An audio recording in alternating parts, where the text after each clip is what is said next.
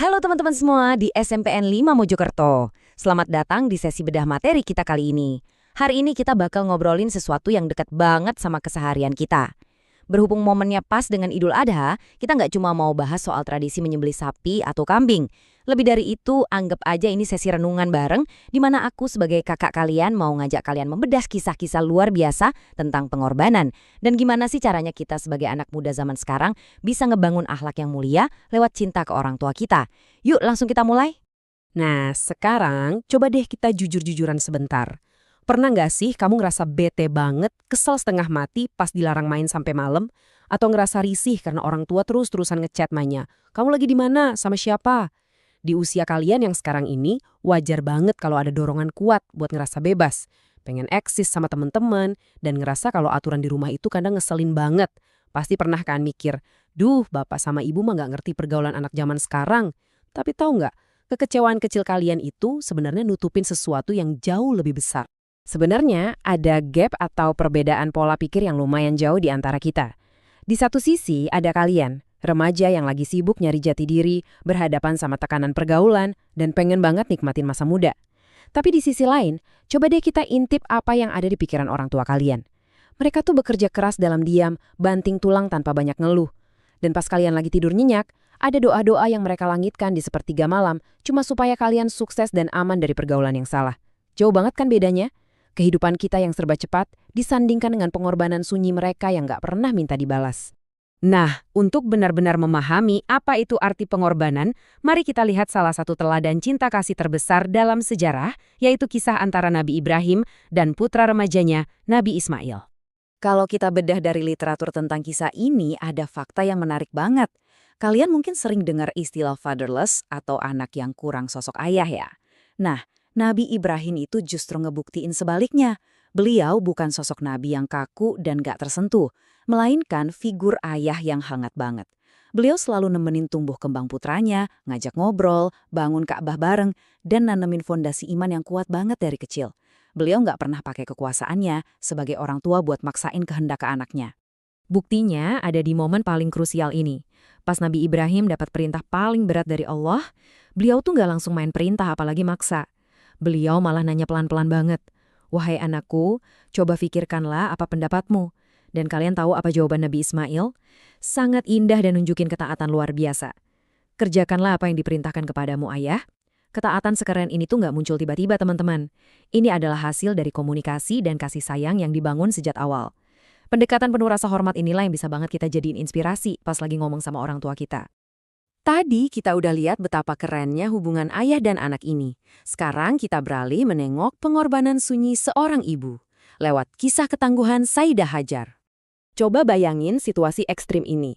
Sayyidah Hajar harus berjuang di tengah gurun pasir yang tandus banget. Nggak ada air, nggak ada pohon, sendirian ngurus bayi. Tapi dengan modal iman dan tawakal yang total ke Allah, beliau lari bolak-balik antara Bukit Syafa dan Marwah cuma buat nyari air untuk anaknya. Percaya atau enggak, perjuangan historis ini tuh cerminan nyata dari ibu kalian di rumah. Ibu kita mungkin gak lari di gurun pasir, tapi mereka berlari tiap hari ngurusin urusan rumah, nahan capek sehabis kerja, mastiin seragam kalian licin, dan selalu ada makanan di meja makan. Semangat Sayyidah Hajar ini benar-benar mengalir di nadi ibu kalian. Jadi, apa sih sebenarnya makna kurban buat kita? Kurban itu secara bahasa artinya mendekatkan diri. Nggak cuma sekedar potong sapi atau kambing setahun sekali ya. Esensi kurban yang asli adalah mengorbankan sesuatu yang sangat berharga demi sebuah tujuan mulia. Nah, buat kalian yang masih jadi siswa, kurban sejati kalian tiap hari itu adalah mengorbankan ego, nahan diri buat nggak membantah, dan mungkin ngorbanin sedikit waktu nongkrong kalian demi dengerin nasihat orang tua. Itulah kurban nyata kalian di masa remaja ini. Ada satu perbandingan unik yang menarik buat dibedah. Secara fisik, daging kurban itu penuh dengan protein, zat besi, dan zinc yang bisa mencegah kita dari kelemahan fisik. Daging itu ngasih nutrisi nyata buat masyarakat. Tapi tahukah kalian, pengorbanan orang tua bekerja persis seperti itu. Bedanya di ranah emosional. Mereka tuh ibaratnya mengorbankan waktu santai, tenaga, bahkan sisa masa muda mereka untuk ngasih kalian nutrisi emosional. Pengorbanan mereka lah yang ngebuat kalian bisa tumbuh jadi anak yang sehat, kuat, dan bisa duduk bangga sekolah di SMPN 5 Mojokerto ini. Faktanya, kehadiran orang tua itu dampaknya vital banget. Anak-anak yang kehilangan figur orang tua, baik secara fisik maupun emosional, biasanya bakal ngehadapin jalan yang jauh lebih terjal untuk perkembangan mental mereka. Jadi, kehadiran orang tua kalian di rumah, bahkan omelan-omelan mereka yang kadang bikin kalian pengen tutup kuping, itu sebenarnya adalah pagar penjaga buat jiwa kalian. Kehadiran mereka yang solid, itu adalah fondasi yang ngebentengin kalian dari hal-hal negatif di luar sana. Biar gampang ngebayanginnya, doa orang tua itu ibarat sinyal wifi.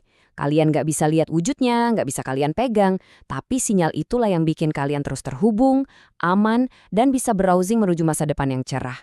Kelancaran yang kalian rasain pas lagi ngerjain ujian sekolah atau pas lagi ada masalah, itu seringkali bukan cuma karena kalian pintar, tapi karena ada jalur VIP di langit yang dibukain langsung oleh doa ibu dan bapak kalian di rumah.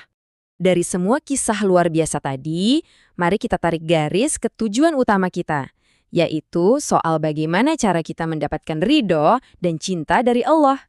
Di khutbah terakhirnya, pesan Rasulullah itu jelas banget, yaitu tunaikanlah amanat.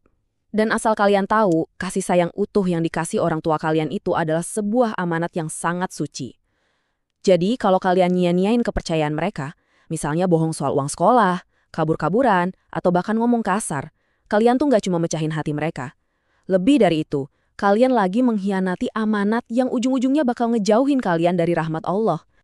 Ini semua membentuk sebuah rantai keberkahan yang muter terus, teman-teman. Persis seperti doa Nabi Ibrahim yang minta anak soleh. Lalu dijawab dengan ketaatan luar biasa dari Nabi Ismail. Rantai ini tuh selalu diawali dari doa orang tua kalian. Terus disambut sama sikap bakti kalian sebagai anak. Dan puncaknya adalah curahan kasih sayang Allah yang gak terbatas buat hidup kalian. Jadi, menjadi anak yang berakhlak mulia itu bukan proses kebetulan semalam aja. Tapi komitmen seumur hidup yang isinya cinta dan rasa hormat.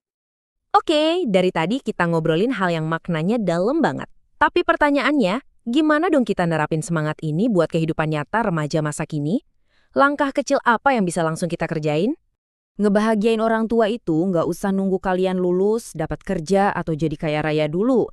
Kalian bisa mulai dari hal paling simpel hari ini juga. Pertama, biasain ngomong terima kasih yang tulus, misalnya sehabis dimasakin makanan. Kedua, coba deh beresin tempat tidur atau cuci piring tanpa nunggu diteriakin dulu. Dan ketiga, yang gak kalah penting, selalu selipin nama mereka pas kalian selesai sholat. Langkah-langkah kecil ini beneran ampuh banget buat ngikis ego kita dan pastinya bakal ngukir senyum di wajah capek mereka. Nah, di sesi-sesi terakhir ini aku mau ngajak kalian semua yuk perlahan kita turunkan ritme, tenangkan hati sebentar, dan coba kita resapi ini dalam-dalam. Coba inget-inget lagi, kapan sih terakhir kali kamu benar-benar perhatiin wajah ibu atau ayahmu pas mereka lagi tidur pulas? Kalau kalian lihat baik-baik, di balik mata yang terpejam itu ada kelelahan luar biasa yang sengaja nggak pernah mereka ceritain ke kalian. Kerutan di wajah mereka tuh nambah tiap hari demi menuhin biaya hidup dan sekolah kalian. Mereka semakin menua, teman-teman, dan waktu nggak bakal pernah bisa diulang. Jangan sampai gengsi dan ego masa remajamu hari ini berubah jadi penyesalan paling menyakitkan di masa depan pas tangan mereka udah nggak bisa lagi kalian genggam. Sebagai penutup sesi bedah materi kita kali ini, aku mau ninggalin satu tantangan besar buat kalian. Berani nggak sepulang sekolah nanti, kalian buang gengsi jauh-jauh, samperin mereka, peluk mereka sebentar, dan bilang, "Terima kasih ya Pak, Bu, maafin aku kalau aku banyak salah." Buktikan ke diri kalian sendiri. Kalau kalian emang pantas disebut generasi SMPN 5 Mojokerto yang berakhlak mulia. Teruslah berbakti, karena di restu merekalah pintu masa depanmu terbuka lebar. Sampai jumpa di sesi seru kita berikutnya, terus belajar dan jadilah kebanggaan.